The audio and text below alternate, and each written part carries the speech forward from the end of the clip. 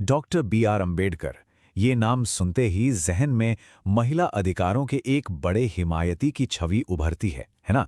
लेकिन सोचिए, क्या हो अगर पता चले कि उन्होंने खुद एक बार राजनीति में महिलाओं की भागीदारी पर कुछ ऐसा कह दिया था जो आज भी बहुत विवादास्पद है। चलिए, आज उनके उसी एक भाषण की तह तक चलते हैं। आज हमारा पूरा ध्यान उनके एक ऐसे भाषण पर है जिसमें उन्होंने राजनीति में महिलाओं की भूमिका पर कुछ बड़े सवाल उठाए थे।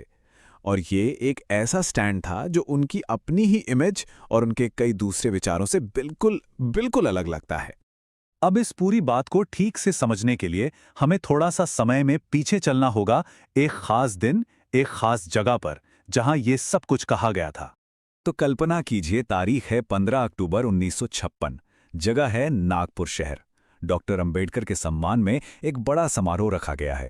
माहौल जश्न का है, लेकिन इसी जश्न के बीच उन्होंने कुछ ऐसा कहा जो आज तक बहस का मुद्दा बना हुआ है। और ये बात हमें ऐसे ही नहीं पता, इसका जिक्र संपूर्ण वाङ्मय खंड 40 में दर्ज है, जो उनके भाषणों का एक बहुत ही महत्वपूर्ण संग्रह माना जाता है।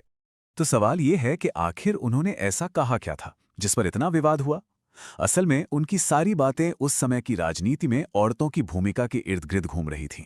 उन्होंने अपनी बात शुरू की उस वक्त की सबसे बड़ी पार्टी कांग्रेस के एक चलन को देखते हुए। उन्होंने कहा कि वो देख रहे हैं कि पार्टी में ज्यादा से ज्यादा महिलाओं को शामिल किया जा रहा है।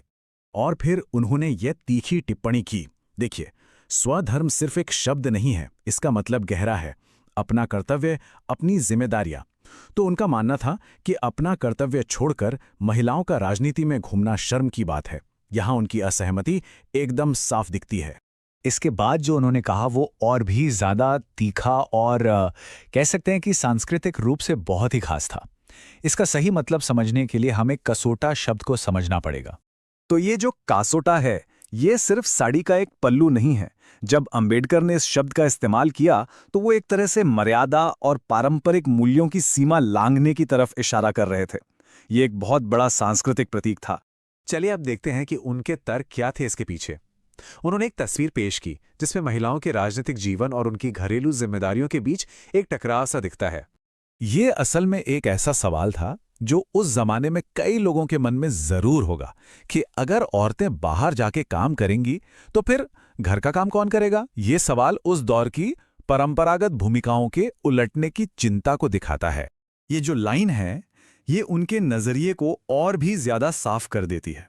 वो एक ऐसी दुनिया की कल्पना कर रहे थे जहां घरेलू जिम्मेदारियां और जिंदगी पूरी तरह से बदल जाएगी। इसके बाद उनकी